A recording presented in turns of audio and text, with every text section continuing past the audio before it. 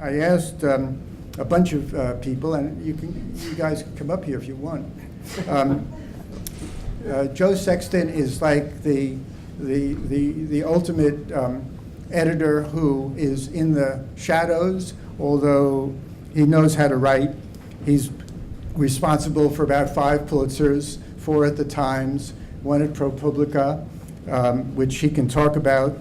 And I think he's in some way responsible for committing the crime of creating these these displays on the internet with a lot of pictures and a lot of videos, and which has now been imitated by everybody all the time. And I know he's a good writer, and if you were, I would read your column in the New York Post every afternoon on the subway if Dorothy Schiff was still running the place. He's that kind of writer.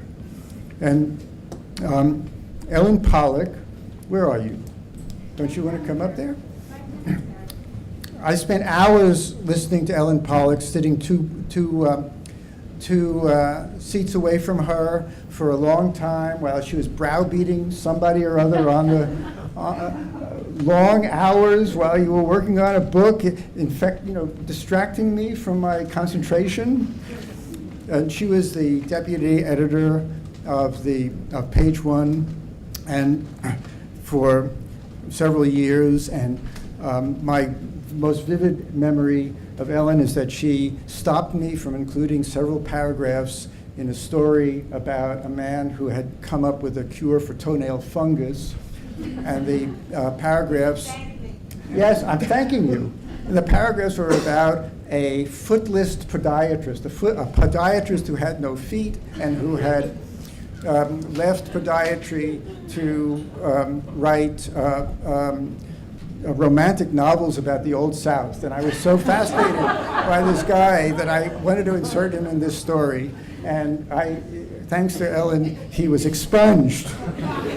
Now she's gone on to be editor of Bloomberg Businessweek, and now suddenly she is going to be, or has just started, being the editor of the New York Times business section, the whole thing.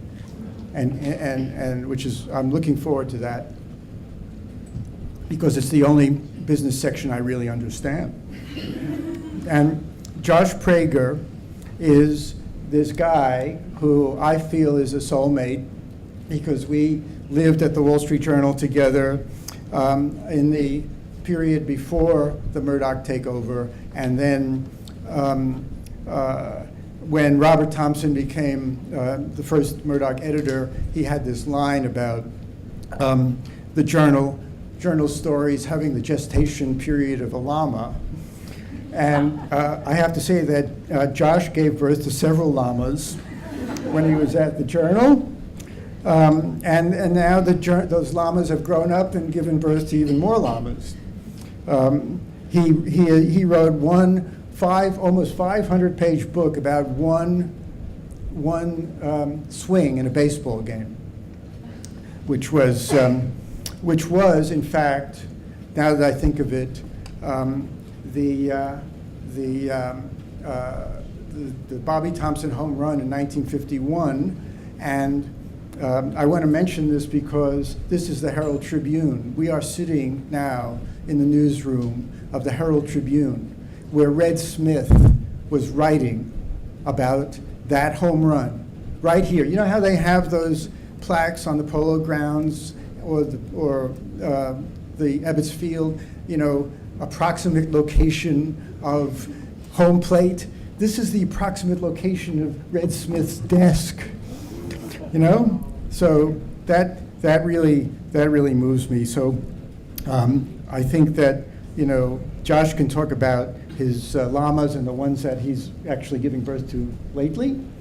And then David Enrich, who's a guy I don't really know, although I discovered that my roommate when I was 20 years old turned out to be his boss in Washington when he was a kid.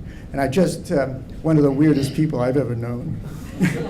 And yeah, and I have to say that he's just written a book about LIBOR. And not in 1,000 years would somebody like me ever read a book about LIBOR. Does anybody know what LIBOR is? It's called the London Interbank Offered Rate. And I only know about it because I bought a house in London in 1983 and took a interest-only mortgage on it at 2 points above LIBOR, which was about 17%. And that's the only time I ever even just thought about it, even though I was in the London bureau of the Wall Street Journal. But, I would never have read that book. On the other hand, I would never particularly be interested in reading a whole book about an autistic young man. But what David has done, he has taken a book about LIBOR and combined it with a book about an autistic young man fouled up in a crazy scandal. And he's taken those two subjects and made them interesting to people who wouldn't be interested in either of them. So I think that's why I thought that what he's done here was really terrific. So anyway, I'm talking too much about that. And I want to ask them some questions. I wanted to ask these guys some questions, if I could find them.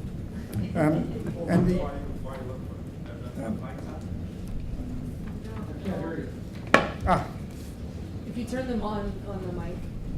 Yes. Good point. No, give it a sec. Hello. Good? Just while Barry looks, so one of the wonders of the fucking phone. So this is Red Smith's lead from 1951. Now it is done, now the story ends, and there is no way to tell it. The art of fiction is dead, reality has strangled invention. Only the utterly impossible, the inexpressibly fantastic can ever be plausible again. And they wrote that right here on a typewriter. So, within exactly apropos to that, my first question is: whatever happened to understatement? Why do we have to bombard people every second with something that is like an electric shock? The internet. The internet. Well, is there any place for it? And why is understatement a good thing? Is it too hard a question? No, it's not too hard a question. I mean, I found myself explaining that to a reporter the other day, where I took out a line that said basically something nasty about Donald Trump, because the story hasn't run yet, so I can't tell you what it said. But the story was gonna be far better and actually funnier without the obvious being said.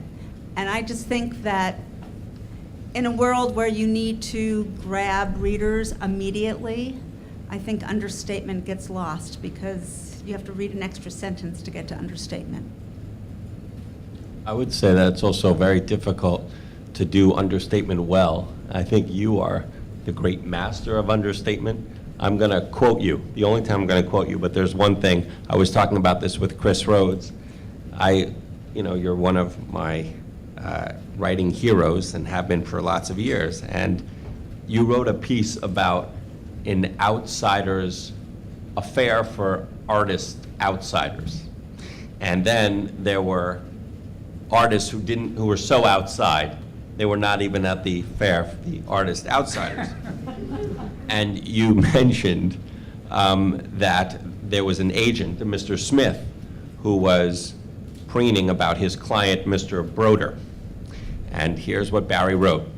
When Mr. Smith said they found him on the street, that's still where he's most comfortable, Mr. Broder whispered, not really. And I thought that was perfect. It's very funny, but it's very difficult to do that. And I just remember one example from my own career. I wrote an article about a photograph that was the only anonymous recipient in the history of the Pulitzer Prizes, and it was a harrowing photograph, a photograph of an execution in Iran. And there was a moment in the story where the photo editor of a newspaper in Iran first beheld this photograph, and I didn't want to describe this image. First of all, people could see it, and I was trying to think, how do I do this? And I ended up just writing two-word sentences. Bodies fell, dust rose. And I appreciated that the journal allowed me to do that, because there was a temptation to sort of spend paragraph upon paragraph, because this was at the heart of the story. But I think understatement is a very important thing, but it's difficult to do it well.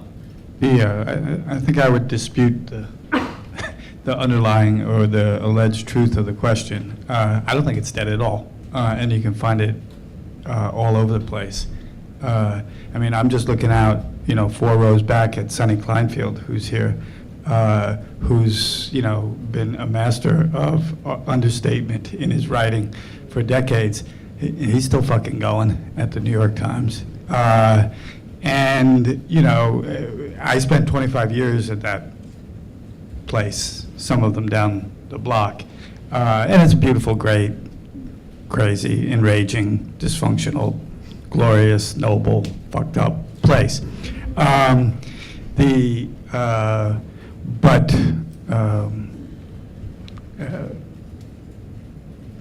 Now I've lost my train of thought, sorry. But the art of understatement, I had an occasion just in the last couple of years to play with that idea or the value of it. I'll just tell it to you quickly. So there was a story we did in partnership with the Marshall Project a couple of years ago. It was a terrible story about an 18-year-old woman who had reported being raped outside of Seattle. And the local police came, attempted an investigation, declared that she was making the story up, and then thought that, having shamed her and embarrassed her and hurt her, they would actually needed to punish her further. So they charged her with the crime of filing a false report of rape. And she looked at a year in prison, ultimately pleaded guilty to it. 2 years later, there were a couple of women detectives outside of Denver. They catch a rape case. They start to do some good detective work. They realize there might be a serial rapist at work. They track him down. They catch him. He's responsible for 4 rapes in the Denver area.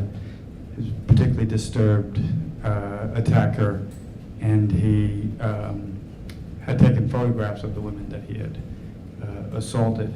And so he had a camera, and they were going through the camera, and they were able to identify, here's the victim from Aurora, here's the victim from, and then there was a picture of a young woman that they couldn't identify in Denver. And it was the woman from Seattle, to whom they had to go back and say, sorry. So when we were trying to figure out how do you tell that story, how do you start that story, I think I'll be honest enough to say that there's a great kind of natural, lazy temptation to say, well, start it with like the most dramatic thing you could, right, which is the woman's rape. Because, she recalled it in detail, it was full of terrible aspects, he photographed her, if you want to hook the reader, awful as that sounds, you could say, well, let's begin with that dramatic scene. And instead, we decided that we would begin with a very quiet scene of the 18-year-old woman sort of bewildered in a courtroom outside of Seattle, pleading guilty to a crime that she didn't commit. And it was a very muted, quiet, sort of curious beginning. And there was a great risk in that, because you're asking people, I think this story ran at 12,000 words, talk about a llama. So here's the thing that really hits me. That story could have been written a million different ways. And you could have written that story as a straight news story. You could have written it in 1,000 words or 1,500 words. What made you realize or think that you could take this amazing fact, this amazing event, and make it roll out slowly to keep people hooked for 12,000 words? Well, Most editing ideas are just born of the classic mix of, desperation and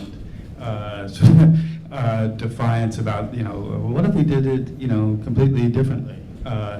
And which is a good inclination to have. And the reporters themselves had drawn up an outline of the story that would have been a very classic, unfolding of it.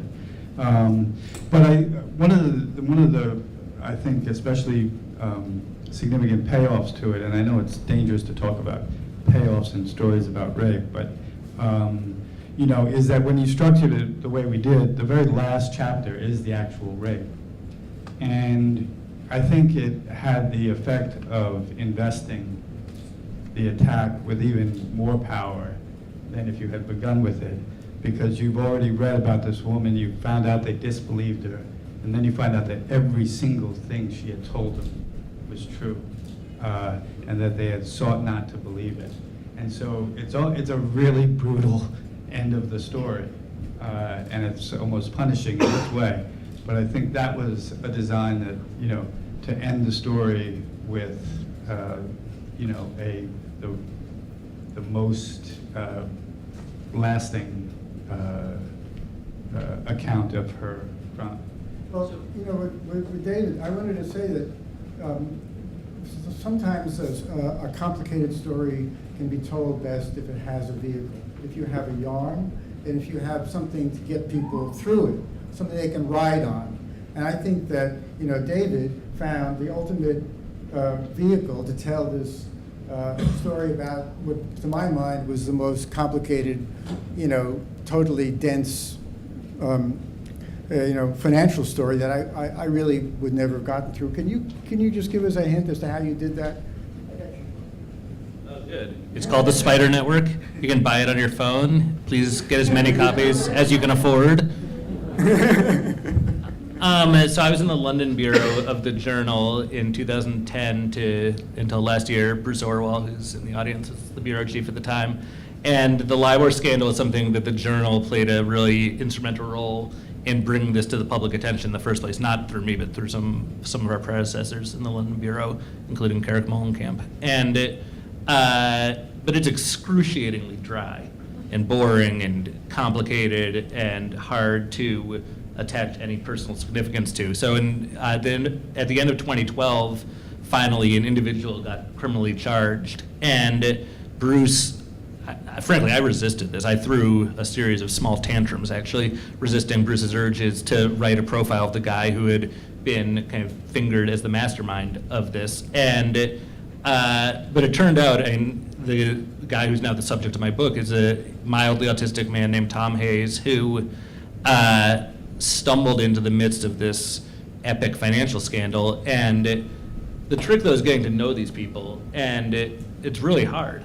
And it requires a lot of work and honestly a lot of luck. And it's kind of funny for me being on this panel because I'm, I think, the youngest one here and feel a little bit out of place, especially with some of the awesome people. Also out of place. Yeah, okay, well, we're all out of place. But so I feel like I'm saying things that you guys already know for the most part. But one of the great things that Bruce taught me on this is that I needed to not doubt my own ability to kind of to get lucky, essentially, and create my own luck. And I really resisted even embarking on this project at the outset because, Tom Hayes had just been criminally charged in the U.S. and just arrested in London. And there's no chance he's going to talk to me. There's no chance his family or friends will talk to me. And it's very hard to advance a story like that. And so I resisted, and Bruce insisted, and I threw a tantrum, and Bruce won. And eventually, through a lot of serendipitous kind of events, I ended up on the phone with Tom Hayes, and then meeting with Tom Hayes, and then developing this very deep, long-lasting relationship with not only Tom Hayes, but also the rest of his family.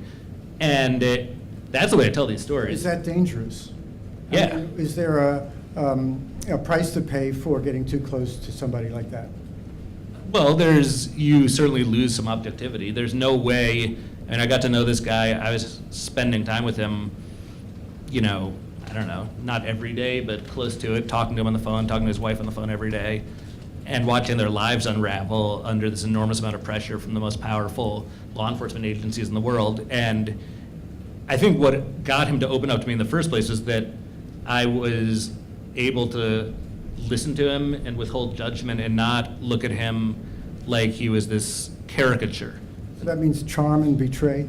Well, it's just listening, really. It's not, I don't know, I don't have any magical skills. But yeah, I got close to him and I started to care about him, and you develop empathy with someone, and it's very hard to maintain your objectivity when you have empathy. And our solution, and again, this is in large part Bruce's wise guidance, is to just be transparent about that with the reader and not, not pretend it's something that it's not. I got to know the guy really well. Of course, I developed empathy for him. Are you still in touch with him? Well, he's in a maximum security prison, and we exchange letters. I'm in regular touch with his wife still. I got to warn you that in 1974, I went to Venezuela to cover the Law of the Sea conference, which was very boring. And some guy got up in the middle of the news conference with the Peruvian ambassador and demanded asylum. And I put it in my story. I never bothered to find out who he was. And a few months later, I got a call from this guy who was in prison in New York. He'd been kidnapped by the FBI and taken back to New York and charged with 11 murders in a mafia. He was a mafia hitman from New Jersey. And I wrote a story about him, 2 stories actually. It was called A Job in the Mob. He was an Irish guy. And in fact, there's a rewrite man at the Journal, Don Moffat, who was moving my story into one piece instead of 2, and this fellow John Tully called him up and threatened him when he was editing my story, and Moffat came over to my desk, white as a sheet. You're doing this to me? Well, the story ran, and for 35 years, John Tully never stopped calling me. He found me in Singapore, he found me in London, and finally had a stroke and couldn't talk anymore. But I'm just warning you, this might go on. There's no escaping it. It's, I kind of enjoy it. My wife gets a little frustrated sometimes because I spend so much time, even now, the book is published, there's nothing more I can ever do about this, I hope. And still, I can't stop obsessing about it, so.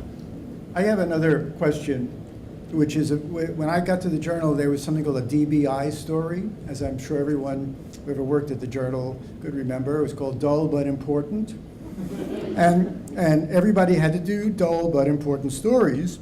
And the problem was, how do you make dull but important stories interesting? And I also, my favorite is barometric boxes. Somebody was just talking about boxes. Somebody was just mentioning to me at the cocktail party about cardboard boxes. Well, as far as the Journal was concerned, cardboard boxes was the ultimate indicator, because the more boxes they move, the more active the economy is. So I actually looked it up. I found them, barometric boxes. Brisk container orders indicate good outlook for consumer goods. Some box makers omit usual summer closing. This ran every year. And James Gannon, who went on to cover Congress and the White House, wrote this in 1964. The lowly paperboard box is signaling a brisk business pace this summer.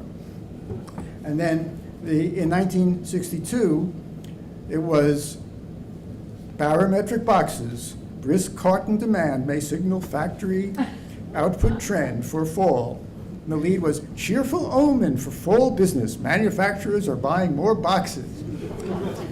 And so I'm telling you that an awful lot of stories are DBIs. And Ellen, you must be totally involved in the necessity of trying to get people to read stories when it's not in their narrow world. What do you do about that? Well, one of the stories that Business Week did last year that was one of my favorite stories was a topic that may be of interest to some of you, but was of no interest at all to me. Can you hear me okay? No, there's no way.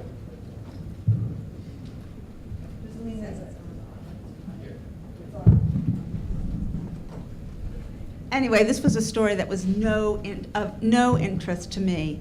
It was a story about the fires in Alberta, the coal fire, the tar, what do they call it, the tar fires. I mean, I can't even like remember what they call it. But I have to say, I'm not interested in that story personally. It's an environmental story that is only written about with great earnestness, and every story that had been written about it was the same. These fires were terrible. They were going to get worse. The oil companies were to blame. The oil companies were to blame. The oil companies were to blame. And I was sick of it. And so one of my editors said, we have to send somebody up there. And I'm like, that's going to cost a lot of money. I don't want to send anybody up there. And I'm bored with it already. And he said, no, I have the right person to send. So we sent this guy, and he didn't know what he was doing, and he was calling back and saying he didn't have a story, And then he found his story. And the story ended up being about this woman. She was Cree and grown up in a small town in Alberta, and she had gone. She'd gone to work in the oil pits, and had over the course of time become a middle class person. She had grown up like very, very poor. She had 3 children by 3 different guys, and the oil companies made her a middle class person. It completely transformed her life. And so here comes this fire, and she had to flee. And most of the story was about her efforts to save her motorcycle. And she had a kid and a grandchild, or I guess it was a grandchild who she needed to get out. But she was obsessed with saving her motorcycle. And it was like a huge, big Harley, like this massive Harley that she'd saved her whole life for. And she almost didn't make it out because she had to save the Harley. And her kids made it out, but she even put them at a little bit of risk to save the Harley. And it was a great story because you felt the smoke, you felt the flames. They were like, her family at one point were waiting for her while she was sort of scheming about how to get the Harley, and the sparks were like on her, were like hitting her lawn, and the flame jumped a river, and I mean it was closing in, and then they're going down a road and they need to go south, and suddenly she decides she has to go north because she has to go pick up the bike. And in a way, it felt like the whole story was about this bike. But it really was about how these stories are never black and white. The oil companies hadn't just destroyed the environment. They hadn't just created these horrible fires, which of course they had, but they'd also changed the lives of all these people who worked there.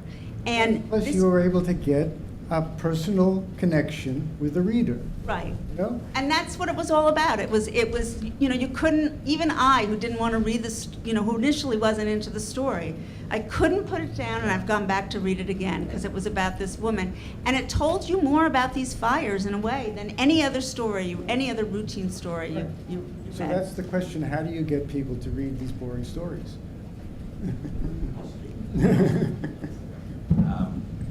I was going to say, I think structure and your protagonist. I'm thinking of a story that I loved in the New Yorker a bunch of years ago about elevators. I have no interest in elevators. Nick Poundgarten wrote a brilliant story, and it was all the structure. Right at the beginning, someone steps onto an elevator at the beginning of I think they're going out for a smoking break. It's on a Friday. They're stuck in the elevator, and hours go by, and you're wondering, when is this poor schnook going to get out of the elevator? Because the weekend has come and everyone's gone. And then, every now and then, every 2,500 words, it's a long piece, he revisits the poor schnook in the elevator. And in the meantime, you're learning about the history of elevators and the science and the mechanics of elevators. One of the best stories I ever read.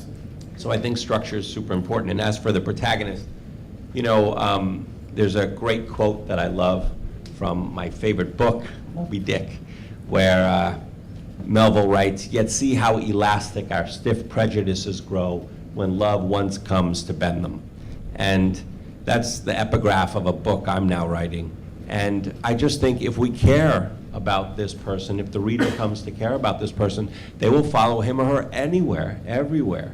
And in the book you mentioned I wrote about baseball, my favorite character to write about was not the ball players. It was this another poor schnook. It was an electrician who happened to have the sad fortune of rooting for one team that was in this game, but working for the other team and helping that team cheat to beat the team he loved.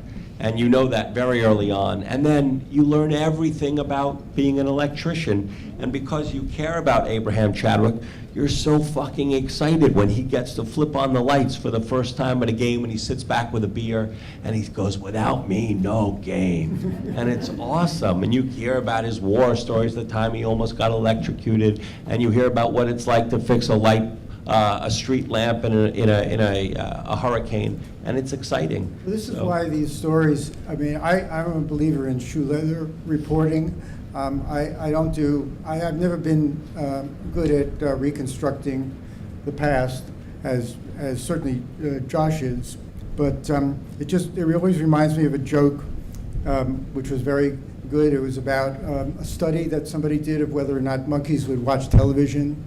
And the conclusion was that monkeys would watch television, but they preferred programs about monkeys. And if you think about that when you approach a story, you're thinking, what kind of program are those monkeys going to want to watch? And you're going to try to give it to them. But there's another thing about what Ellen said. When Jimmy Breslin died, Dan Barry wrote an obit, and there's a line in there which really hit me, because that was sort of what I thought of all the time at the Journal, because that was like my marching orders. Mr. Breslin began his day early, making calls to judges, politicians, police officers, and other journalists. And his wife says, quote, "He just kept calling until he has a column in his head, but then he has to go see it." And that was the one thing that I always felt was necessary. I had to see things. So it became more of a pattern for me to do stories that involved physical action. And what drives me nuts about, financial stories is that there's no action. You're standing there and the guy is looking through documents and looking at his computer. And so that's a question. I don't know. Maybe David is a good idea as to how to answer a question like that. How do you make something, descriptive? How do you get scenes and action into stories where there's no scenes? Well, I don't mean to butt in, but I had a little, did a little reporting in advance. So I would just say two quick things, and I'll get out of David's way. One is, I think the way to frame the issue is not if you have a dull but interesting story, a dull but important story, is that's not a writing challenge. That's a reporting challenge. That if you sit down and you think, wow, how am I going to fucking write this story? And I got no way to fucking start it with any, then you haven't done enough reporting. So I think it's important to frame it as a reporting issue, not a writing issue. But then we have, at ProPublica, one of our recent great hires is we hired Dan Golden, who was a former Wall Street Journal reporter and an editor at Bloomberg. And he was the editor on the piece that won the Pulitzer Prize a couple of years ago for explanatory reporting about something I don't even fucking understand, and I read the story. Inversions or whatever, some kind of tax fucking game or whatever. But the whole beginning of the story about tax inversion stuff is, well, it begins, the only operetta ever written about Subpart F of the Internal Revenue Code made its debut on a rainy Sunday evening in May 1990 in a Fifth Avenue apartment overlooking Central Park. In bow ties and spring blazers, partners of the law firm of Davis, Polk, and Wardell dined on lobster prepared by a Milanese chef. Then everyone gathered around a piano, and a pair of professional opera singers, joined by the few Davis Polk men who could carry a tune, performed what sounded like a collaboration of Gilbert and Sullivan and Ernst and Young. Anyway, so I would bet that the reporter, when he sat down to write the story of inversions, maybe didn't have in his notebook the fact that somebody had actually written a fucking song about it, and the song is here anyway. So Will you sing it for us? The feds may be screaming, but we all are beaming, 'cause we'll never pay taxes, we'll never pay taxes, never pay taxes again. I can't sing, I'm Irish. That's pretty good.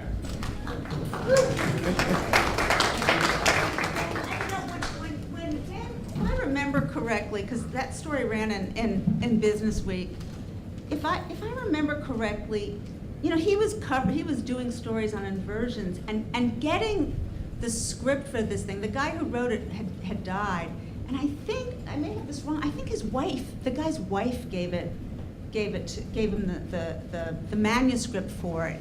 And so kind of he stumbled on it while he was covering this. It wasn't, you know, it wasn't like the obvious thing. I mean, somebody gave him the manuscript, and then he built the scenes around it.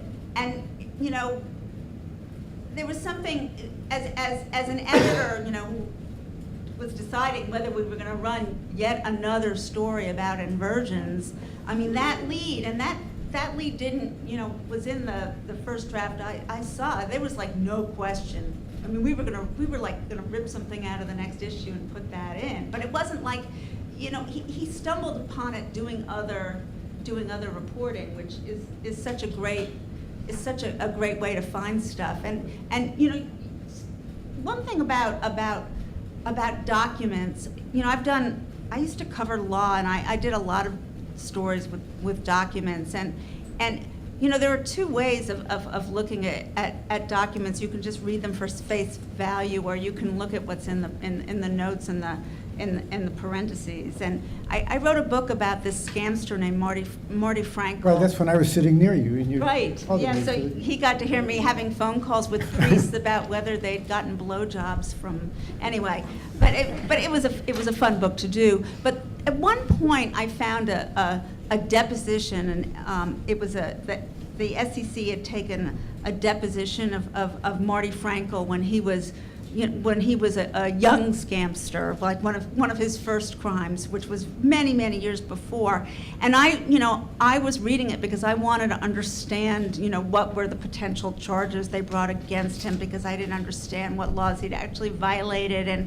But really buried in that you know, very old document was the fact that he was very nervous, and his mother was waiting outside the conference room with a sandwich in a brown paper bag for him. And so it really, what was in the deposition didn't really matter. What was buried there was the story of like a guy who had like committed a crime but still needed his mommy. And it's almost like you have to see what you're focusing on. Are you focusing on what's recessive, or what you're focusing on sort of what you went into the room initially to look at? I have one small question. Maybe Ellen is good for this, but I get tired of reading the New York Times and find 20 stories that start like they want to be novels every day. I have a limit for that. Does every story have to have a novelistic lead? Do we have to have descriptions of everything? I mean, when I started at the Journal, there were 3 stories a day like that, and they got your interest. But I'm a believer in stories that are descriptive, that have scenes that work all the way through. Like you said, you come back to the scene, you follow it all the way through, and stories that just have somebody on top and maybe on the bottom. I get tired of this. I can't put up with these many,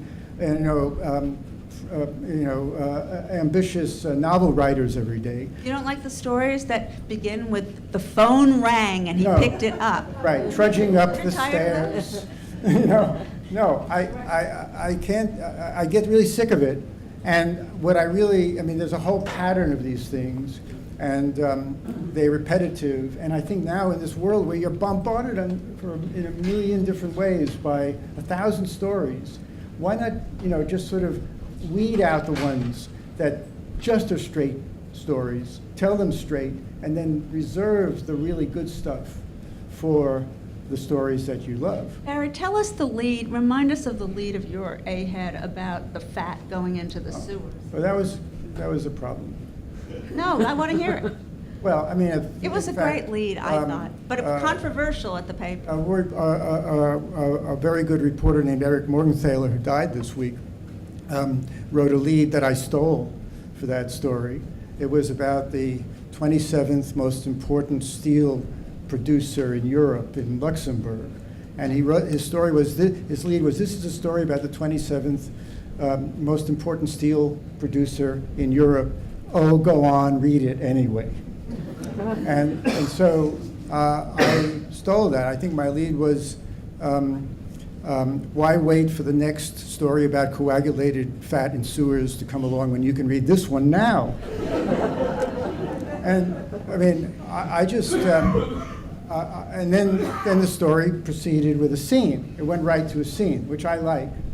But obviously, it was show off, and yet it grabbed people. It made people want to read paragraph 2. But I can't relate to that very well when the first paragraph is about somebody who's got some problems and is a victim, and we go on. And you know, that's where I drop out. I drop out. I don't read that story. I don't read stories that tell me how ironic something is either. There's a great story in the Comically Times. ironic, There was like a your great story award. in the Times just the other day. I thought it was terrific. It was about anarchists organizing in Greece, and I think it was Greece. And the lead was a perfectly fine Greece lead, but it started out, this may seem paradoxical. And that really got me annoyed, because if it's paradoxical, you don't have to tell them that it's paradoxical. It is. They will get the message.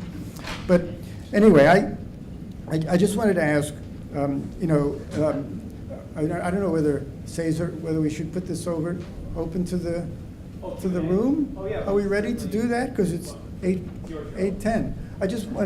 I wanted to say one thing to Josh, because I felt this way too, that as you go through your career, you tend to pick up themes. And somebody once said, to my amazement, that my stories were all about middle-aged men looking for symbols of dignity. I couldn't believe it, but it was true. But I think Josh has fallen into an amazing thematic, you know, career-defining path. And I'm fascinated by that, because I don't know whether you thought it through or whether it just happened, of you know, discovering things in the past that were Secrets. either disappeared or were secrets that never came out. Well, I'll tell you one thing before I answer your question. I was talking to a friend of mine who's a rabbi, and he said, it's really interesting, all of your stories, they have to do with, and I thought he would say secrets, and he said, people whose lives changed in an instant. And he said, and your life changed in an instant. So, and then I was sort of blown away, because I'd been doing this for 20 years and I hadn't sort of realized that. So my life changed in an instant because I was in a bad bus accident when I was 19 years old, and he was right. The Bobby Thompson swing, Jahangir Razmi's click of a shutter, Albert Clark, who was the beneficiary of the writer who wrote Goodnight Moon and Runaway Bunny, Margaret Wise Brown. She bequeathed the royalties, and he remembered the day when he got the will, and on and on and on. And so that, I was trying to think about that a lot on my own. What do you do when your life changes in an instant? Are you sort of defined by this, or actually are you kind of who you were going to be? So that's one of the things that I think about a lot and write about a lot. As for secrecy, it really used to piss me off when my father would tell me that all of the neighbors' kids were perfect.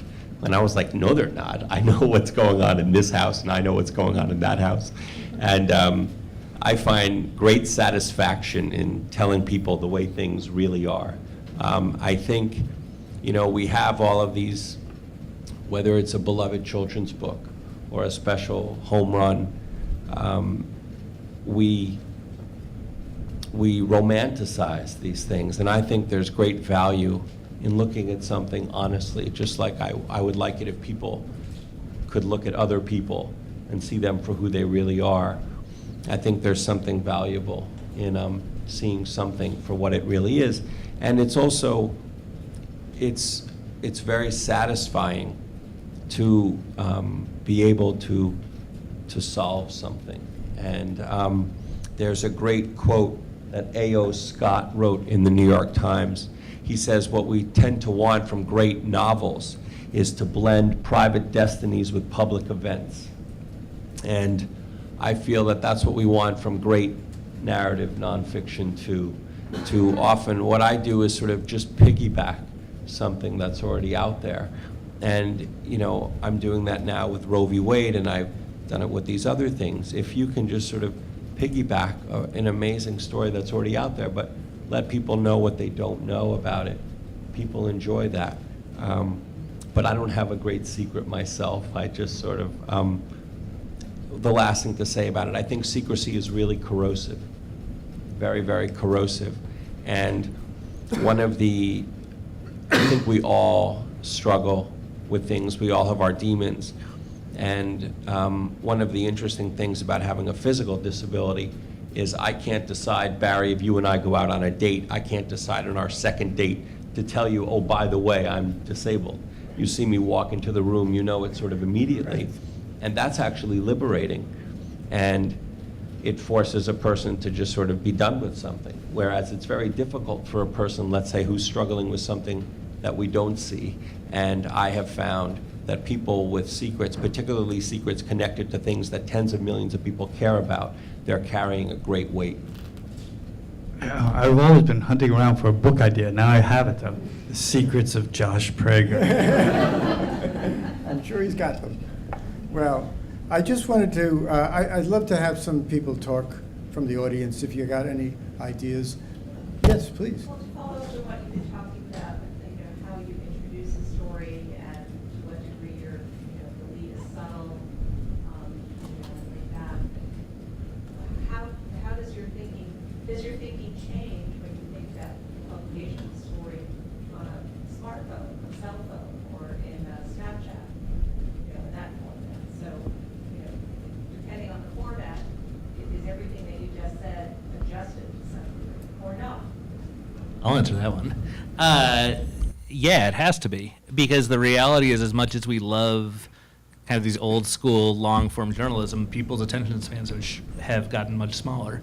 And that means either stories need to get much smaller, or we need to be much more selective in the stories to which we're devoting 5,000 or 10,000 words. And one of the examples I was going to mention at the outset, I have nothing to do with this story, but I had really admired it. It was in the Journal probably, I think earlier this year, by one of my colleagues in Washington, Brody Mullins. I think Mike Sicanolfi is the one who edited it, maybe. It involves this lobbyist who got in this world of trouble, and his life kind of unraveled. And we used it as kind of a narrative piece to show, it's part of the series we're doing called Hidden Influence, and it shows kind of all sorts of insidious stuff happening in the lobbying world.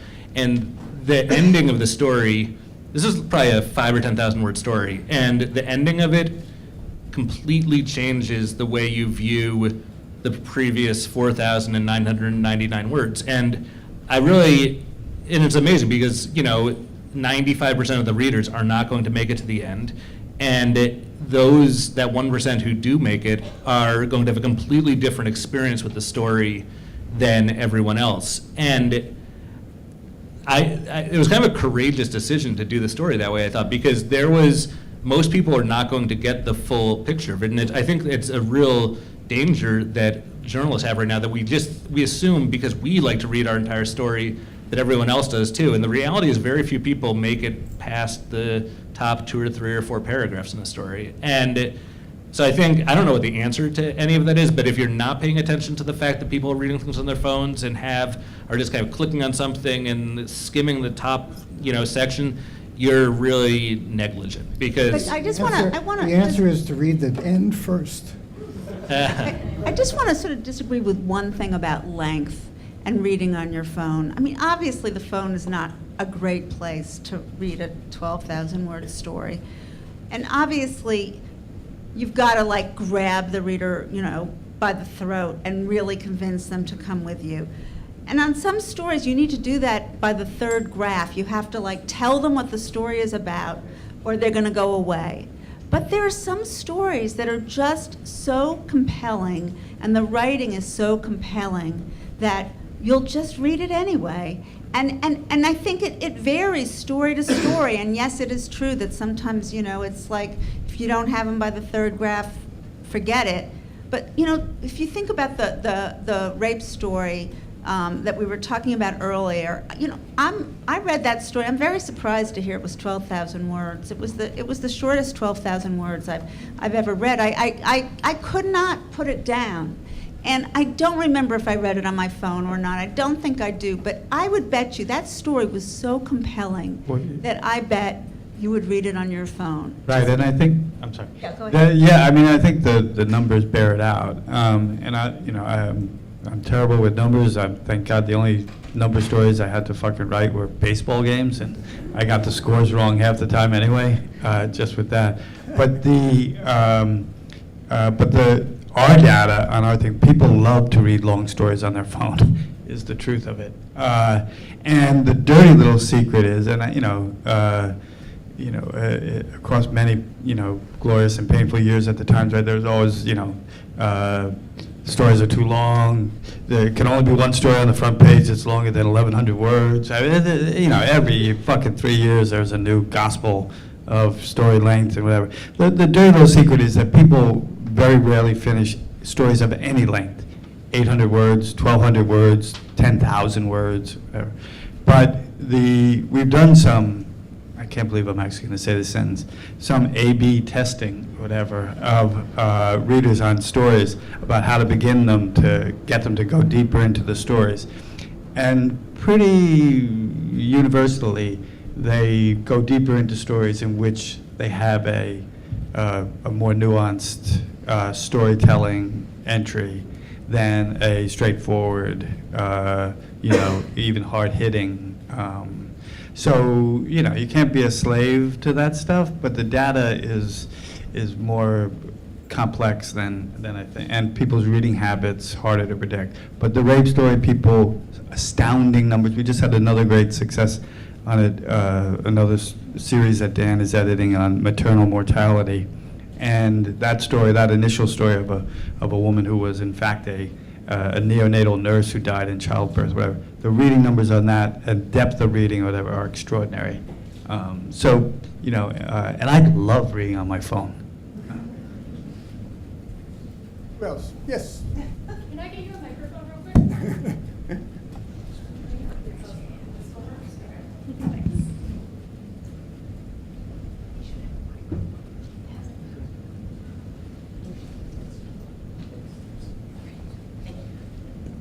Yes, hi. Barry and I have had many discussions on the subject. My interest is mainly political. I just have a question. Do you feel that it seems today that more and more reporting that we read about reads more like opinion about the political reporting, politics in particular? Do you feel that that is the case, that is true, and that's something that's likely to be exacerbated, or am I just making this up? It's about ethics and journalism and ethics. Is there nowadays, with the political climate the way it is today, is there more opinion in the writing itself, in the reporting of political fact than there used to be? And is that likely to be worse or not? Or am I just making this up? It just seems to me in the New York Times. I think this is an interesting, really fascinating area.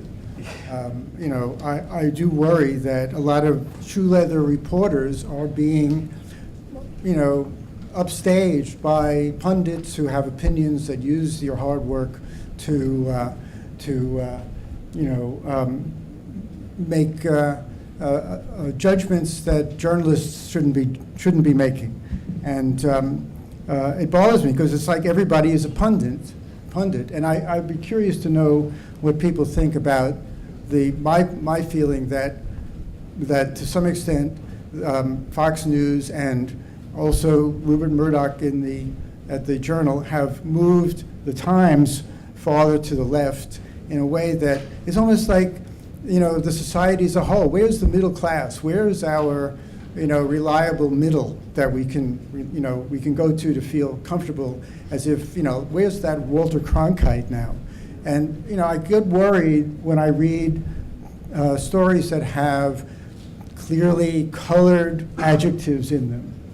And I'm not saying that all stories should be absolutely neutral, but, there's another element of this, which is that this idea of conversational writing, that people who are working for newspapers and magazines should be starting to write like everyone else does on the internet, and be really easy and use that tone, which is very personal, and even almost always throwing in a first person. It's a whole area that bothers me. I like it. Tell me why. I mean, I think there are different times and places for different voices, and I think that sometimes, especially when we're talking about complex, and I specialize in finance, and there's often very complex stuff you're dealing with, and one of the kind of stars in the financial journalism field who's come out of nowhere is a guy named Matt Levine, who writes for Bloomberg, who specializes in, this is a guy who used to work in the banking industry, and he specializes in writing in this very casual, kind of informal tone, where he's just talking, he's writing to the readers as if he was talking to them. And I think that he's definitely not doing shoe leather reporting at all. He's more of, I guess, closer to the pundit model. But I think in some cases that is a simpler, more effective, clearer way to communicate things than a traditional kind of inverted pyramid story. And I think in general, people are consuming news differently, especially younger people, than they used to. And sometimes it's good to mix things up a little bit and not always have this kind of detached journalistic voice, and sometimes use things like you're a normal person talking to other normal people.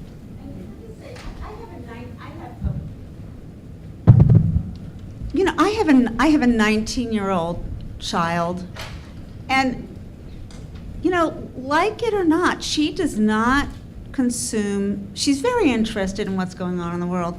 She does not consume stories the way my friend Dan Kelly does back there. I mean, it's just like we have to adopt, or we're going to have generations of people who are not reading, what we're putting into newspapers and magazines and putting on TV. And think about the movie The Big Short. I've worked at several publications where we were, wringing our hands because we didn't do a good enough job about covering, what led up to the financial crisis. And I remember being at the Wall Street Journal and writing about, mortgage-backed securities or not, I didn't write it, but editing stories, and my eyes were just glazing over.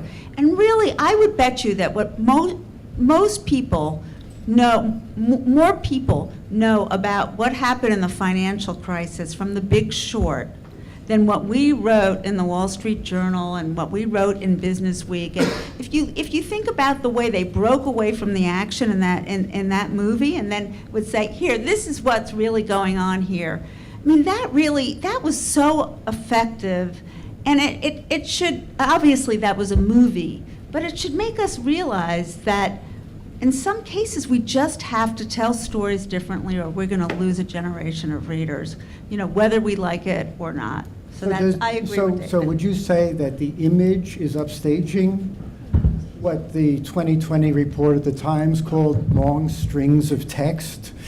I really believe that you have to tell stories in different ways. And look, I come from, my background is very traditional. I was the person at the Wall Street Journal who would always forget to find a photo so we could do the dot drawings. I mean, that was me. It was the last thing I was thinking about was art. And I just think that that's just not the way it is anymore. We did a special issue at Business Week last year about the election. We did it way early. We did it in September. We called it, instead of the election issue, which is what we always called these issues every 4 years, we called it the electorate, which was really a lovely name. But it turned out we were smart, because the election turned out not to be about politics and not to be about, not to be about traditional politics. It turned out to be about people who were suffering and people who were were trying to figure out how to feed their families. And I thought one of the effective things we did, one of the issues we tackled was childcare. And we did two spreads, and it was a string of people with captions, and they were all in one way or another connected by how they were solving their childcare problems. So you would have a woman, and then you'd have her nanny, and the nanny sent her child to this daycare center, and you would have the owner of the daycare center, but whose kid was too young to, and it was like 50 people with just captions. And you know what? That was a better way to tell that story than if we had done your traditional story about how childcare was hurting, the dearth of childcare was hurting people and maybe even hurting the economy. So I just think we all have to wake up and get used to the idea that times have changed. I need my fucking microphone back. Yeah, but just to address the question on the opinion, stuff. I mean, so I've developed a little bit of a heretical shtick here. So, I mean, journalists, for all, however grandly we think of ourselves, are terrible at our own history. The whole history of newspapers, right? This idea that newspapers are some fucking cathedrals of objectivity and scientific certainty and the truth, and newspapers are fucking. Their history is a big, complicated, brawling, agenda settling, half-assed, half-wrong. Big human messes, and that's why I fell in love with them. They had political agendas that were explicit, and they had readerships that followed them because of it. And this sort of around Watergate, getting into this idea that what newspapers that no, they're not really a business. They're essential to democracy. Give me a fucking break. I think as a result, they would get in. The New York Times has spent, 50 years trying to defend itself against claims that it was a liberal newspaper. It is! Stop! Or that the Wall Street Journal, is a different, kind of, enough already. Of course it is. And, people will either trust it or not. It will succeed or it will fail by its ability to attract enough readers who have confidence in it. But really, stop with the pretense. That's how you really feel. Anybody else want to challenge that outrageous comment?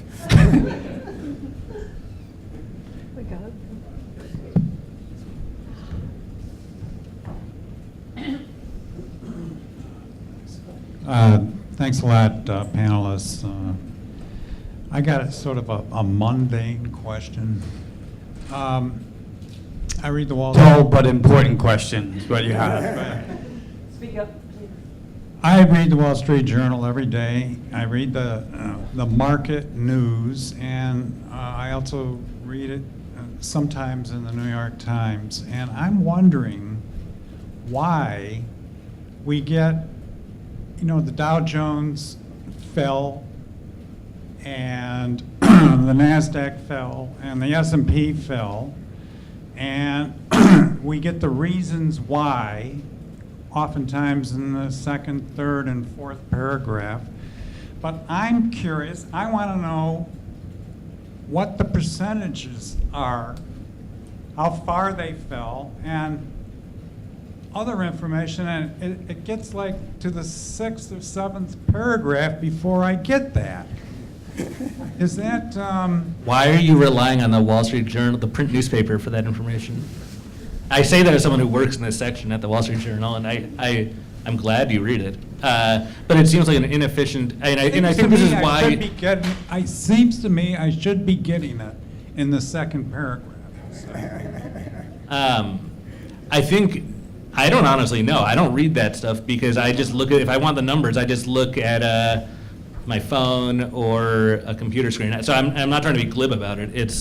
But I think increasingly people don't go to a physical newspaper, whether it's the Journal or the Times or anywhere else, to figure out how the market did yesterday. That's something that they. There are people that still No, clearly. like the paper. No, and I like the paper. It's, no, I think it's a good reminder that people do rely on that coverage, and I think it's something that generally maybe we don't think about enough, or as much as we should, because we assume that this transition to digital and transition to kind of real-time instant gratification is happening faster than it is sometimes. Maybe the reason is that nobody knows why the market went up or down. Right, I'm happy to be glib, and on that question, I would say, stop fucking reading it. As a former sports writer who used to, think that people used to, deride sports coverage, whether they're not real reporters, whatever, it's a toy department. And then I started paying attention to the market coverage. That's a complete fucking joke. I mean, so stop reading it. No, they don't have a single clue what they're talking about. Well, we can accurately report what the market does. We might just not get the causation right. Up and down. Sometimes it goes up, and sometimes it goes down, down, Well, but the not in Journal- that order. Wait, That's the it, that's Journal what I was ran, stock charts that would have had some of that information in it, and we ran pages and pages and pages of stock charts. And, over time, we cut them, we trim them back, and tell me if I don't know the dates, you guys might back there, but every time they did, we had readers complain.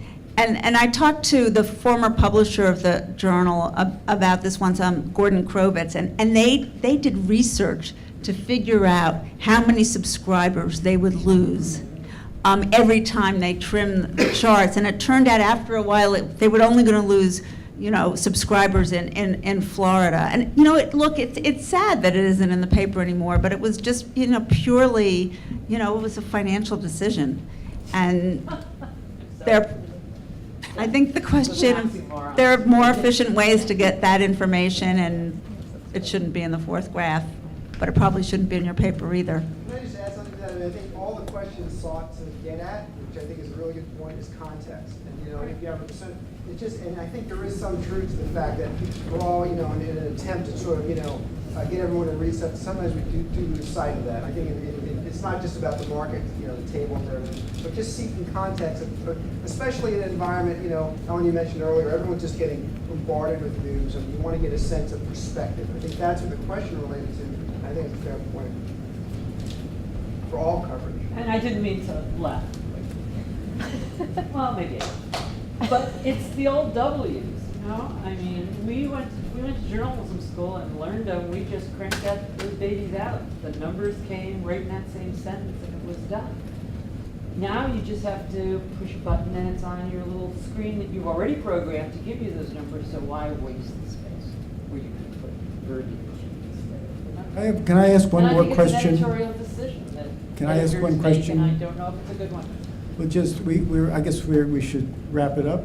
But when I was a kid and I was working on the copper beat, every once in a while somebody would throw a piece of ticker copy onto my desk about price changes in copper tubes, copper wire, everything. And I had to call 7 copper companies and to ask them if they were going to follow that. And one day I didn't do it. And nobody ever asked me again. Well, but that's, can I follow And now up? I have this image of these kids sitting on these benches in these giant newsrooms, and somebody comes along and throws something on their desk and says, "This has been retweeted 20,000 times, write it up." And I'm thinking, how many times does something have to be retweeted before some poor journalist has to write a story about it? But a good chunk of my career was doing that copper coverage for a long time. I know exactly what you're talking about. You got to a point where you knew why, first of all. And secondly, not to make sense of calls, you made one just to verify it. But you still did have to call somebody. You still had to know it. If you knew it, you were covered. I never knew it. That's why Well, maybe that's why I they went kept overseas. nagging you. All right. They sent me to One Singapore. good source. Take the award away. Now, Thank you all very much for coming. If you want to continue this conversation, I am sure we can. Just right now, we're going to wrap it up. Thank you very much to our panel. Thank you.